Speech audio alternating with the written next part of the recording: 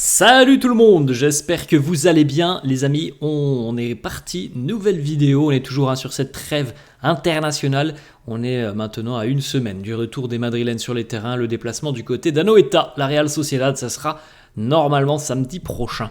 Les deux unes des quotidiens madrilènes, le quotidien AS qui consacre sa une à Primoz Roglic qui est revenu, qui a refait son retard. Alors on parle du Tour d'Espagne de la Vuelta.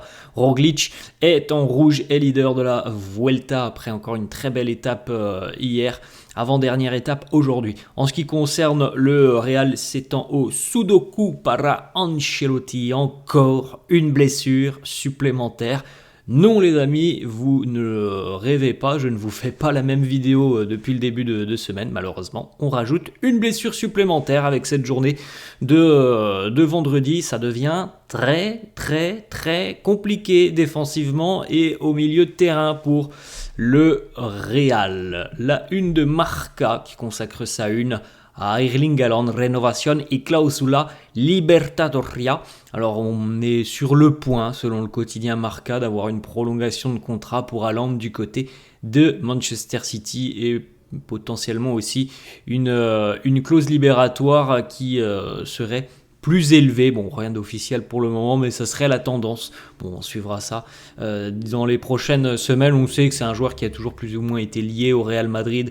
Bon, on va pas se mentir, hein. Je pense que là, il fait plus partie des plans dans le sens où voilà, tu as quand même l'arrivée de Mbappé, l'arrivée d'Hendrick, donc ça serait très surprenant d'imaginer que le Real puisse encore à l'heure actuelle s'intéresser à Erling Haaland. Le Marca qui poursuit aussi, c'est en haut à droite. De l'autre côté, Tremendo enfado del Madrid tras el cao de Militao. Et oui, dans le secteur défensif, on est quasiment sur ce que l'on retrouve au milieu de terrain avec une équipe décimée. C'est un petit peu la même chose dans le secteur défensif, notamment en charnière centrale. On a quelques petites informations. Certains Madrilènes étaient sur les terrains hier et pendant la nuit, notamment du côté de l'Amérique du Sud, l'Uruguay. Bon, pas une très bonne opération pour la Céleste. L'Uruguay tenu en échec à domicile par le Paraguay sur le score de 0-0. Match quand même globalement bon de la part de Fede, mais c'est pas une bonne opération pour les Uruguayens. Ce sont des qualifications au mondial, évidemment, du côté de l'Amérique du Sud. Fede d'ailleurs qui a reçu un carton jaune cette nuit face au Paraguay. C'est une bonne nouvelle pour le Real puisqu'il manquera le prochain match dans quelques jours, dans 2-3 jours, le prochain match de la sélection uruguayenne. Il ne jouera pas cette rencontre, donc il va très rapidement revenir du côté de Madrid. Et au final, on va dire ça comme ça, mais c'est plutôt une bonne nouvelle. Il aura joué qu'un match sur deux. C'est déjà ça de gagner pour le Real, parce que là, franchement, les blessures, on les a accumulées depuis le début de semaine. Donc, si un joueur peut se reposer au moins sur un match, c'est déjà ça de gagner. On enchaîne, les amis, avec du côté du Brésil, cette fois-ci. Pas de repos pour Vini et Rodrigo. Les deux joueurs ont joué l'intégralité de la rencontre importantissime, puisque le Brésil avait quand même fait un début de qualification très compliqué, très difficile. Les Brésiliens qui ont perdu énormément de points déjà depuis le début de ces qualifs.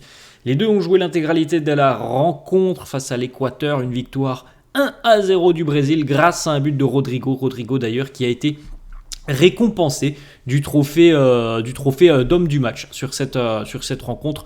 Donc c'est une bonne nouvelle pour lui après la mauvaise nouvelle qu'il a reçue et donc le fait de ne pas être parmi la liste des 30 nommés. Donc voilà, la bonne nouvelle pour Rodrigo, buteur et dans un match très important puisque le Brésil était au coude à coude et encore vraiment pas en très bonne posture. Alors oui, ils sont dans les qualifiés, mais on n'a jamais vu une sélection brésilienne être autant en difficulté sur ces phases d'élimination pour le mondial. Donc voilà, une belle victoire côté brésilien, 1-0 face à l'Équateur. Regardez les stats de Rodrigo donc face aux Équatoriens, 90 minutes, 3 tirs, 1 but, 3 sur 4 pour les dribbles réussis, 88% de passes réussies, 2 occasions créées, 7 duels gagnés et 3 fautes obtenues. Un très gros match de la part de Rodrigo. À noter qu'Hendrick n'a pas participé à cette rencontre. Du côté du Maroc, Brahim Diaz qui est impliqué depuis le début de saison sur 3 buts et passes D. Donc pour quelqu'un qui n'est pas titulaire du côté du Real, c'est quand même un très bon début de saison. On l'a vu hier avec le Maroc, très à l'aise, Brahim Diaz. L'équipe d'ailleurs qui a apporté pas mal de soutien à Brahim sur les réseaux sociaux. Le Maroc s'est imposé très largement hier face au Gabon, 4-1. Brahim a évidemment contribué à ce succès hier. On va du côté de l'équipe de France, les Bleus battus à la domicile au Parc des Princes par l'Italie sur le score de 3-1. Bon, vous le savez les amis, Ferland Mendy et Tchouaméni ne participent pas au match des Bleus. On a Kylian Mbappé qui était titulaire. Bon, un match très, très moyen de Mbappé dans la lignée de ce qu'ont proposé les Bleus hier.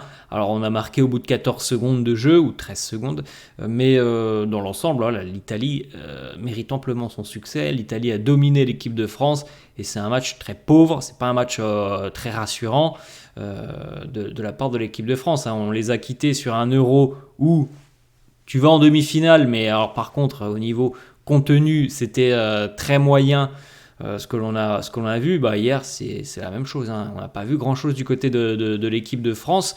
C'est pas une très bonne période pour les Bleus. Bon, Mbappé a joué quasiment toute l'intégralité. Il a joué l'intégralité de cette rencontre. Il jouera certainement l'intégralité de la prochaine rencontre. Pas de très bonne nouvelle évidemment pour le Real. On enchaîne les amis avec du côté de Marca. Une petite information qui concerne Militao, donc absent une quinzaine de jours à peu près, Militao normalement.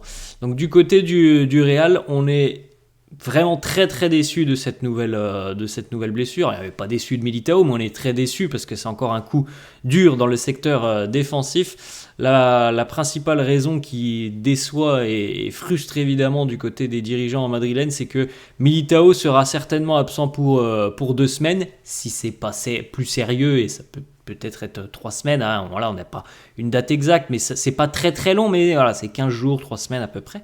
Et lorsqu'il effectuera son retour normalement avec le Real, il sera certainement en condition parfaite pour aller participer à la prochaine trêve internationale avec le Brésil. Donc au final, le Real se fait, je vais pas dire le mot, mais le Real se fait, vous avez compris, parce que il y a beaucoup de joueurs là qui se sont blessés sur cette trêve internationale, qui ont grosso modo 15 jours, 3 semaines d'absence, ce qui veut dire qu'ils vont revenir en pleine forme, normalement en pleine forme et en condition physique pour la prochaine trêve internationale. Donc le dindon de la farce dans l'histoire, c'est le Real qui perd ses joueurs donc sur ce laps d'un mois entre deux trêves internationales. Et ça, évidemment, ça commence à pas passer du côté des Madrilènes. On se rappelle, on regardera la déclaration de Carlo il y a quelques jours. Il avait tout vu avant les autres, Carlo, en disant « J'espère qu'on n'aura pas trop de blessés ». Pour le coup, c'est même pas trop. C'est là, on en a eu 5-6 des blessés depuis 5-6 jours. C'est une moyenne de 1 par jour. C'est pas compliqué. On a une petite photo. Alors, on va pas dire qu'il est blessé, mais c'est quand même une mauvaise nouvelle. Regardez cette photo, encore une de plus. Allez, ça continue. Arda Güler, hier, qui jouait avec la Turquie, était titulaire, Arda, lors de la rencontre entre le Pays de Galles et la Turquie. Il est sorti du terrain en boitillant et il a reçu un coup au niveau du mollet. C'est l'entraîneur Vincenzo Montella qui l'a annoncé. Coup au niveau du mollet, poche de glace sur le mollet. Bon, encore une fois, rien de bien rassurant. Autre information, Jacobo Ramon, défenseur de la Castilla, que l'on a vu un petit peu en début de saison sur les matchs de pré-saison. Et si vous regardez un petit peu les listes des joueurs retenus pour les matchs du Real, il est toujours présent depuis le début de saison, Jacobo Ramon. Alors il n'a pas de temps de jeu, mais il est toujours présent dans la liste. Donc il fait tous les déplacements. En Liga, il a fait les déplacements. Il était présent contre l'Atalanta. Il est là lors des matchs au Bernabéu. Donc c'est évidemment un joueur sur lequel Carlo compte. Il se dit, il y a un potentiel, je pourrais le faire jouer si j'ai des pépins physiques. Pépins physiques, il y en a les amis, on a déjà parlé par exemple Eder Militao, il y avait cette option, donc pourquoi pas utiliser Jacobo Ramon en défense centrale, surtout qu'il a laissé de bonnes impressions sur la pré-saison, et c'est pour ça qu'il est tout le temps dans le groupe depuis le début de saison, il a laissé de bonnes impressions. Jacobo Ramon n'est plus une option, il est lui aussi blessé. Ça en fait sourire les amis, mais c'est dramatique. Je ne sais pas si on se rend compte à quel point le Real est décimé. On a l'impression de revivre la saison dernière. Alors, On va dire qu'entre guillemets, ce ne sont que des pépins physiques, puisque lui aussi, c'est à peu près 2 semaines.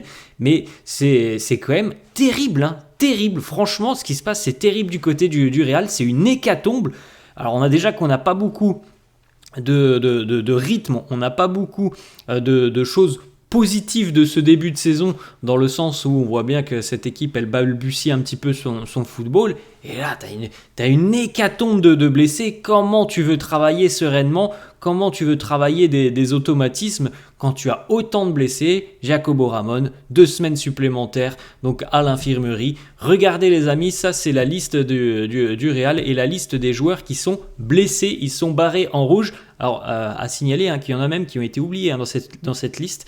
Jesus Valiero est blessé encore à l'heure actuelle. Il y a toujours des problèmes musculaires pour Jesus Valiero, donc il a été oublié, mais il est barré. Alaba, blessé. Militao, blessé. Mendy, blessé. Jacobo, blessé. Bellingham, Camavinga, blessé. Tchouaméni, blessé. Dani Ceballos, blessé. Arda Güler, on ne sait pas. En tout cas, on a vu un mauvais coup hier. C'est terrible, franchement c'est terrible. Les amis, c'est une catastrophe. Une hécatombe en défense, une hécatombe au milieu de terrain.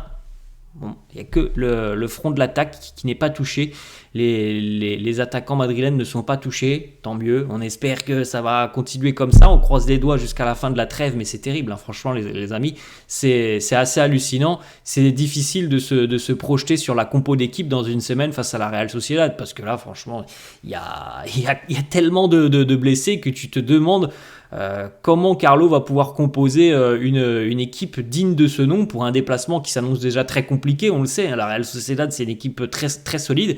Franchement, ça fait peur. On continue les amis avec la déclaration justement de Carlo. Elle date d'il y a une semaine, hein, cette déclaration. Carlo qui nous disait, donc juste avant le début de cette trêve internationale, tout ce que j'espère, c'est que l'on n'ait pas de blessures. Je veux juste que les joueurs reviennent en pleine forme. Donc, 5 jours plus tard, Tchouaméni, Mendy, Militao, Ramon, Güler. On l'a dit, coup pour Güler, mais en tout cas, il a quitté le terrain, il a une poche de glace, il boitillait. Bref, voilà, c'est terrible. Le constat est terrible pour cette première trêve internationale. Et malheureusement, les amis, il y en a une dans 3 semaines, il y en a une dans 2 mois. On continue avec la liste des blessés donc du côté du Real. Bon, vous l'avez vu avec les joueurs qui étaient barrés. Il faut rajouter, on ne l'a pas dit, mais on le rajoute aussi, Joan Martinez, blessé. Et comme je vous l'ai dit tout à l'heure, Jesus Valiero, pour le moment, il n'est pas apte. Il y a eu, on le sait, pas mal de petits pépins musculaires pour Jesus Valiero depuis le début de saison. Le seul défenseur central du Real Madrid à l'heure actuelle à être en forme physiquement, c'est Antonio Rudiger. On enchaîne les amis avec une autre information. Ancelotti pourrait maintenant considérer un autre joueur de la Castilla pour pallier aux blessures dans le secteur défensif. Le jeune Raúl Asensio pourrait être appelé au vu des blessures de Jacobo Ramon et d'Eder Militao. On l'avait vu, je crois, le jeune Raúl Asensio participer au match de pré-saison, donc là sur la tournée du côté des États-Unis. Une bonne nouvelle quand même, enfin une bonne nouvelle, ça peut faire du bien. Le plan pour le retour de Jude Bellingham, c'est qu'il soit appelé pour le match face à la Real Sociedad la semaine prochaine. Alors à l'heure actuelle, il semble que ça soit compliqué qu'il soit titulaire, mais qu'il pourrait être appelé et pourrait rentrer en cours de jeu face à la Real Sociedad. L'objectif étant tout de même qu'il soit opérationnel pour le match face à l'Espagnol Barcelone et potentiellement qu'il puisse démarrer en tant que titulaire face à l'Espagnol. Bon, je pense que ça évoluera d'ici à une semaine, mais la tendance, un petit peu comme pour Camavinga, la tendance est plutôt bonne. Ça a l'air d'aller assez rapidement au niveau du processus de récupération pour l'international anglais. Une petite information qui concerne le staff de Carlo Ancelotti. Une nouvelle recrue arrive avec l'arrivée d'Andy Mangan, entraîneur anglais, c'est un adjoint qui évoluait du côté de Stockport, 3e division anglaise. Mais c'est quelqu'un qui connaît très très bien Davide Ancelotti et qui a été d'ailleurs en formation avec Davide Ancelotti lorsqu'il se formait du côté de l'Angleterre. Ils ont travaillé beaucoup ensemble au niveau de leur formation. Ils ont gardé de très très bons contacts. C'était une personne du staff qui est plutôt focalisé et spécialisé sur l'aspect offensif et le rendement des joueurs offensifs. Il va rejoindre le Real Madrid. C'est Davide d'ailleurs qui a poussé pour le faire venir au Real. On enchaîne les amis, voilà la liste des joueurs qui sont retenus pour le trophée du joueur du mois du Real sur ce mois d'août. On retrouve Fede Valverde, Rodrigo, Brahim Diaz, Vini et Kylian Mbappé. On continue les amis, on va terminer d'ailleurs là-dessus. Voilà les équipes européennes qui seront présentes à la Coupe du Monde des clubs, donc qui se déroulera l'été prochain. Donc vous le savez, vous l'avez compris, le nouveau format avec des équipes européennes, des équipes africaines, des équipes asiatiques, des équipes du continent américain. Donc voilà, en ce qui concerne les équipes européennes, on a 12 représentants avec l'Atlético, le Bayern, le Benfica, le Borussia Dortmund, Chelsea, l'Inter, la Juve, Manchester City, Porto, le Paris Saint-Germain, les Autrichiens, le Salzbourg et donc le Real. On aura le temps d'en reparler de cette compétition qui aura lieu l'été prochain, qui est déjà aussi au centre de beaucoup de questionnements par rapport, encore une fois, on en revient toujours au même débat, l'utilisation des joueurs, le nombre de matchs et puis surtout le repos pour les joueurs, parce que là c'est une compétition en plus qui va se jouer en été. Donc je crois que c'est début juin jusqu'à mi-juillet, donc normalement sur les périodes de vacances. Les joueurs là ils viennent d'enchaîner, Euro ou Copa América, Coupe du Monde des clubs l'année prochaine. Dans 2 ans, le mondial sur le sol américain. C'est juste pas possible. C'est juste pas possible. Ils font peut-être le plus beau métier du monde, footballeur. Tout le monde rêve d'être footballeur. Mais juste, il faut penser au physique de ces immenses stars. Et on le voit. Il y a des blessures sur blessures pour de très grands joueurs. Il faut qu'il y ait du repos et malheureusement ils en ont pas. Voilà les amis, la fin de cette vidéo. Où ils en ont pas, ou ils en ont peu. C'est la fin de cette vidéo, j'espère que ça vous a plu. N'hésitez pas comme d'hab à lâcher un petit pouce bleu. N'hésitez pas non plus à vous abonner à la chaîne. Je vous souhaite une bonne journée. Je vous dis à la prochaine. Ciao.